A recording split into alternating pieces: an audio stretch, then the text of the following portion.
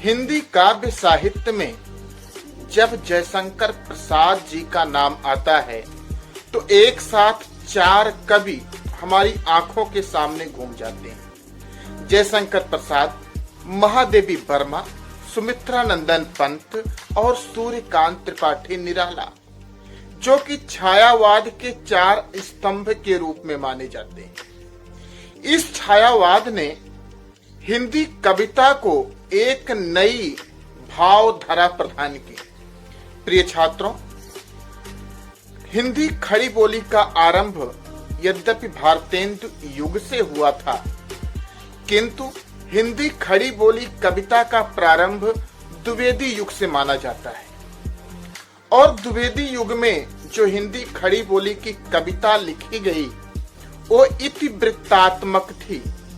इतिवृत्तात्मक का अर्थ हुआ कि जैसे हमने देखा वैसे ही उसका वर्णन कर दिया।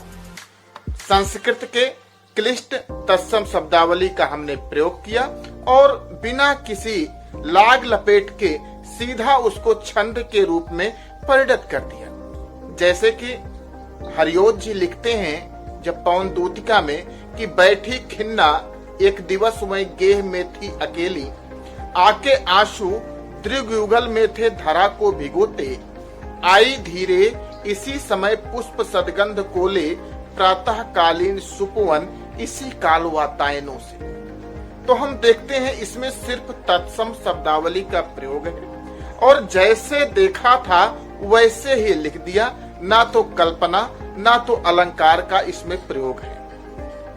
बैठी खिन्ना एक दिवस वहीं थी गेह में अकेली, जैसा देखा वैसा लिख दिया। लेकिन जब यही कविता छायावाद में आती है तो उसमें कल्पना, रस, माधुर्य, अलंकार, चमत्कार, शब्द शक्ति सभी का प्रयोग बड़ी खूबसूरती से होने लगता है। जैसे प्रसाद जी की कामायनी, जो कि उनके काव्य की सिद्धावस्था मानी जाती है, जब वह कामायनी में लिखते हैं कि कौन तुम संस्कृति जल निधि तीर, तरंगों से फेंकी मणि एक, कर रहे निर्जन का चुपचाप प्रभा की धारा से अभिषेक, मधुर विश्रांत और एकांत जगत का सुलझा हुआ रहस्य, एक करुणा में सुंदर मौन और चंचल मन का आलस्य। तब हम यहाँ पर देखते हैं कवि भावधारा पर कितना भाव विभोर होकर अपनी कविता की रचना करता है। प्रिय छात्रों, द्विवेदी युगीन कविता यद्यपि खड़ी बोली में होनी प्रारंभ हो गई थी, किंतु यह इतिवृत्तात्मक अर्थात जैसा देखा वैसा ही वर्णन कर दिया और नीरस थी। इसको पढ़ने में उतना आनंद नहीं आता जितना छायावादी कविताओं को पढ़ने में आता है। चाहे वह महादेवी वर्मा की कविताएं हो, चाहे सूर्यकांत त्रिपाठी निराला की, चाहे सुमित्रानंदन पंत की, या हमारे छायावाद के उन्नायक और प्रवर्तक जयशंकर प्रसाद की। प्रिय छात्रों, जयशंकर प्रसाद का जन्म एक प्रतिष्ठित सुगनी साहू परिवार में हुआ था, जो कि एक बड़े तंबाकू के व्यवसायी थे। उनके पितामह का नाम बाबू शिवरतन साहू था, जो तंबाकू के एक बहुत बड़े व्यापारी थे और संपन्न थे। इनके पिता का नाम श्री देवी प्रसाद था। बाल्यकाल में ही जयशंकर प्रसाद के माता पिता तथा बड़े भाई का देहांत हो जाने के कारण घर की संपूर्ण जिम्मेदारी का भार जयशंकर प्रसाद के कंधों पर आ गया। अतः ये अपने पारिवारिक व्यवसाय में लग गए। विद्यालयी शिक्षा ग्रहण नहीं कर सके, इसलिए विद्यालयी शिक्षा का परित्याग करके इन्होंने घर पर ही अध्ययन करना प्रारंभ किया और घर पर ही रहकर हिंदी, अंग्रेजी, संस्कृत, फारसी, उर्दू, बंगला इत्यादि भाषाओं का इन्होंने अच्छा ज्ञान प्राप्त कर लिया। अपनी दुकान पर बैठे बैठे जब ये भाव विभोर हो जाते थे, जब इनका हृदय काव्य की भाव भूमि पर उतरता था, तो वह वहीं बैठे बैठे कविता की रचना किया करते थे और अपनी दुकान के बही के पन्नों पर लिख लिया करते थे। जयशंकर प्रसाद जी का जन्म सन 1889 ईस्वी में हुआ था और बहुत ही अल्प आयु में अपने परिश्रम, घर की जिम्मेदारी तथा राजयक्ष्मा अर्थात टीबी रोग से पीड़ित होने के कारण 15 नवंबर सन 1937 ईस्वी को 48 वर्ष की ही अल्पायु में इनकी मृत्यु हो गई। किंतु इस 48 वर्ष की अल्पायु में हिंदी साहित्य के लिए इन्होंने जितना कुछ प्रदान किया उतना सबके बस की बात नहीं है। ऐसे बड़े लोगों के लिए ही संभव होता है, जैसे भारतेंदु बाबू हरिश्चंद्र थे जिन्होंने 1850 में जन्म लिया और 1885 में उनकी मृत्यु हुई। मात्र 35 वर्ष की आयु में हिंदी के अपने भारतेंदु युग को उन्होंने अपनी रचनाओं से तथा अपने संघ के साथियों की रचनाओं से संपन्न बना दिया और हिंदी को एक नई बोली, खड़ी बोली प्रदान की, जिसको आज हम पढ़ते हैं, समझते हैं। प्रिय छात्रों, मात्र 48 वर्ष की अल्पायु पाकर जयशंकर प्रसाद जी ने हिंदी साहित्य के क्षेत्र को संपन्न किया। उन्होंने प्रमुख रूप से रीति काल के अतिशय श्रृंगारिकता को कविता को रीतिकालीन अतिशय श्रृंगारिकता से उबार कर तथा द्विवेदी कालीन इतिवृत्तात्मकता से आगे चलकर उन्होंने कविता को ऐसी भावपूर्ण प्रदान की जो रस सौंदर्य की आनंदावस्था कही जाती है। उन्होंने कविता को कल्पना की भावपूर्ण प्रदान की। प्रकृति को उन्होंने अपने हृदय में देखा। प्रकृति के साथ इस छायावादी कवियों ने अपना तादात्म्य स्थापित किया और कविता को एक नई दिशा प्रदान की, जिसके कारण कविता अपने पैरों पर खड़ी हो गई, ऐसा हम कह सकते हैं। जयशंकर प्रसाद जी की जो प्रमुख रचनाएं हैं उसमें सबसे प्रमुख जो काव्य की सिद्धावस्था कही जाती है उनका महाकाव्य कामायनी है। कामायनी में श्रद्धा, मनु और इड़ा की कथाएं हैं। दूसरी रचना जो उनकी सर्वाधिक प्रसिद्ध हुई आंसू, जो कि एक विरह काव्य है। इसके अतिरिक्त चित्राधार उनकी ब्रज भाषा में लिखी हुई कविताओं का संकलन है। अन्य कविताएं उनकी प्रेम पथिक, करुणालय, कानन कुसुम, महाराणा का महत्व, लहर और उर्वशी प्रमुख कविताएं हैं। इसी प्रकार से जयशंकर प्रसाद जी न केवल एक कवि थे वरन एक लेखक भी थे। उन्होंने नाटकों की बहुतायत रचना की है। चंद्रगुप्त, स्कंदगुप्त, ध्रुव सामनी, जनमेजय का नागयज्ञ, एक घूंट, अजात शत्रु, राजश्री, विशाख आदि इनके प्रमुख नाटक हैं, जिसके कारण इन्होंने हिंदी गद्य साहित्य को भी समृद्ध किया। प्रिय छात्रों, जयशंकर प्रसाद ने बहुत सारी कहानियां भी लिखी और उनकी कहानियां प्रतिध्वन, आधी, आकाशदीप, इंद्रजाल तथा छाया नामक काव्य कहानी संग्रह में संग्रहित हैं। 3 उपन्यास जयशंकर प्रसाद जी ने लिखे, कंकाल, तितली और इरावती। इसमें इरावती उपन्यास को वे पूरा नहीं कर सके, ये अपूर्ण है। इसको पूरा करने के पहले ही वे ईश्वर के प्यारे हो गए।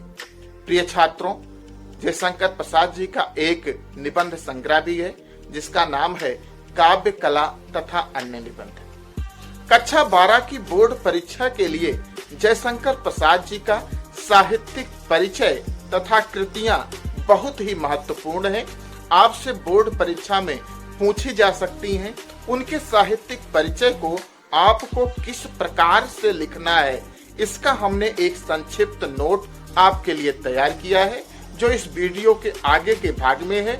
उस नोट को पूरा पढ़िए, देखिए, समझिए और अपना नोटबुक पर भी उसे नोट कीजिए, जिससे आने वाली बोर्ड परीक्षा में यदि जयशंकर प्रसाद का साहित्यिक परिचय पूछा जाए तो आप एक अच्छा साहित्यिक परिचय दे सकें और अच्छे अंक प्राप्त हो सके। तो चलिए हम चलते हैं उस नोट्स की तरफ, उसे पढ़ते हैं, समझते हैं और अपनी नोटबुक पर नोट भी करते हैं। जयशंकर प्रसाद साहित्यिक परिचय। जयशंकर प्रसाद जी का साहित्यिक परिचय देने के पहले सबसे पहले हम उनका संक्षिप्त जीवन परिचय देंगे। हम लिखेंगे, छायावाद युग के प्रवर्तक महाकवि जयशंकर प्रसाद का जन्म काशी के एक संपन्न वैश्य परिवार में सन 1890 ईस्वी में हुआ था। उनके पिता तथा बड़े भाई बचपन में ही स्वर्गवासी हो गए थे, अतः घर की जिम्मेदारी के कारण उन्होंने विद्यालयी शिक्षा छोड़कर घर पर ही अंग्रेजी, हिंदी, बंगला तथा संस्कृत आदि भाषाओं का ज्ञानार्जन किया। अपने पैतृक कार्य को करते हुए भी उन्होंने अपने भीतर की काव्य प्रेरणा को जीवित रखा। जब भी समय मिलता उनका मन भाव जगत के पुष्प चुनता, जिन्हें वह दुकान की बही के पन्नों पर संजो दिया करते थे। अत्यधिक श्रम तथा राजयक्ष्मा रोग से पीड़ित होने के कारण 15 नवंबर सन 1937 ईस्वी को अल्पायु में ही उनका स्वर्गवास हो गया। अब हम साहित्यिक परिचय हेडिंग्स डालेंगे और जयशंकर प्रसाद जी का साहित्यिक परिचय लिखेंगे। द्विवेदी युग से अपनी काव्य रचना का प्रारंभ करने वाले महाकवि जयशंकर प्रसाद छायावादी काव्य के जन्मदाता एवं छायावादी युग के प्रवर्तक समझे जाते हैं। इनकी रचना कामायनी एक कालजयी कृति है, जिसमें छायावादी प्रवृत्तियों एवं विशेषताओं का समावेश हुआ है। प्रसाद छायावादी युग के सर्वश्रेष्ठ कवि हैं। प्रेम और सौंदर्य इनके काव्य का प्रमुख विषय रहा है, किंतु इनका दृष्टिकोण इसमें भी विशुद्ध मानवतावादी रहा है।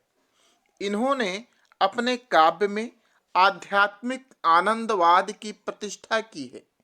इनका दृष्टिकोण था कि इच्छा, ज्ञान एवं क्रिया, जो कि शक्ति के विद्युत कण समझे जाते हैं, उन्होंने अपनी छायावाद के कामायनी महाकाव्य में लिखा है कि शक्ति के विद्युत कण जो व्यस्त विकल बिखरे हों निरुपाय, समन्वय उनका करें समस्त, विजयनी मानवता हो जाए। ये शक्ति के विद्युत कण कौन से हैं? इच्छा, ज्ञान और क्रिया। ज्ञान दूर कुछ क्रिया भिन्न है, इच्छा क्यों हो पूरी मन की। इसलिए प्रिय छात्रों, इनका दृष्टिकोण था इच्छा, ज्ञान एवं क्रिया का सामंजस्य ही उच्च स्तरीय मानवता का परिचायक है। जयशंकर प्रसाद ने अपनी कविताओं में सूक्ष्म अनुभूतियों का रहस्यवादी चित्रण प्रारंभ किया और हिंदी काव्य जगत में एक नवीन क्रांति उत्पन्न कर दी।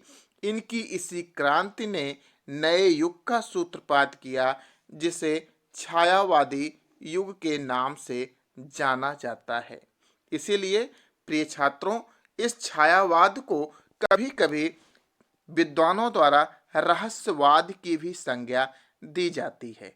महादेवी वर्मा, जो कि छायावाद युग की कवियत्री थी, उनके गीत रहस्यवाद की चरम अभिव्यक्ति समझे जाते हैं। तो हम अगली हेडिंग्स डालेंगे, कृतियां। प्रसाद जी की प्रमुख रचनाएं निम्नलिखित प्रकार से हैं। सबसे पहले हम उनकी काव्य रचनाएं लिखेंगे, फिर नाटक, उपन्यास, कहानी संग्रह और अंत में निबंध है।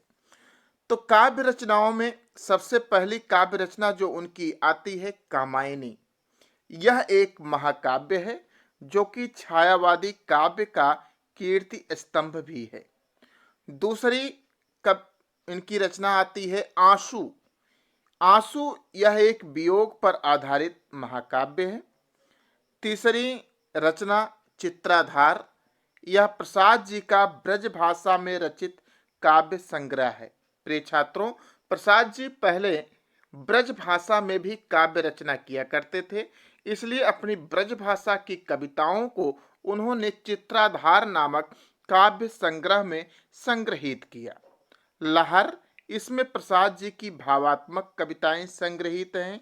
और अंत में आता है झरना, इसमें प्रसाद जी की छायावादी कविताएं जो कि छायावाद के आधारभूमि से प्रभावित थी वो संग्रहित हैं। तो इस प्रकार से कामायनी जो कि एक महाकाव्य है, आंसू ये वियोग पर आधारित काव्य है, चित्राधार इसमें प्रसाद जी की ब्रज भाषा पर आधारित रचनाएं संग्रहित हैं, लहर इसमें प्रसाद जी की भावात्मक कविताएं संग्रहित हैं, और झरना यह प्रसाद जी की छायावादी कविताओं का संग्रह है। दूसरा, प्रसाद जी एक प्रसिद्ध नाटककार भी थे। उन्होंने बहुत सारे नाटक लिखे जो ऐतिहासिक कथावृत्त पर आधारित हैं। उनके प्रमुख नाटक इस प्रकार से हैं: चंद्रगुप्त, स्कंदगुप्त, ध्रुव स्वामिनी, कामना, एक घूंट, राज्यश्री, कल्याणी, अजात शत्रु, प्रायश्चित, जन्मेजय का नाग यज्ञ आदि। उपन्यास, प्रसाद जी ने प्रमुख रूप से केवल 3 उपन्यास लिखे, जिसमें अंतिम उपन्यास इरावती अपूर्ण रह गया, उसको वह पूरा करने के पहले ईश्वर के प्यारे हो गए। कंकाल, तितली और इरावती ये प्रसाद जी के 3 उपन्यास हैं। कंकाल, तितली और इरावती। इरावती उपन्यास अपूर्ण है। कहानी संग्रह में प्रतिध्वनि, छाया, आकाशदीप, आधी और इंद्रजाल ये प्रसाद जी के कहानी संग्रह हैं। प्रतिध्वनि, छाया, आकाशदीप, आधी और इंद्रजाल प्रसाद जी के कहानी संग्रह हैं। निबंध में काव्य कला, काव्य और कला तथा अन्य निबंध प्रसाद जी का एक ही निबंध संग्रह है। अब अंतिम में हम लोग इनकी काव्यगत विशेषताएं लिखेंगे, या आप हेडिंग्स डाल सकते हो हिंदी साहित्य में स्थान। चाहे आप काव्यगत विशेषताएं हेडिंग्स डालो, चाहे आप हेडिंग्स डालो हिंदी साहित्य में स्थान। इसमें आप लिखोगे, प्रसाद जी ने प्रेम की स्वच्छ, सुंदर और हृदय स्पर्शी व्यंजना अपने काव्य ग्रंथों में की है। उन्होंने भाव और शिल्प दोनों दृष्टियों से हिंदी साहित्य में युग प्रवर्तन किया। प्रसाद जी ने द्विवेदी युगीन काव्यादर्श के विरुद्ध विद्रोह किया और एक नवीन काव्यधारा के रूप में छायावाद का सूत्रपात किया।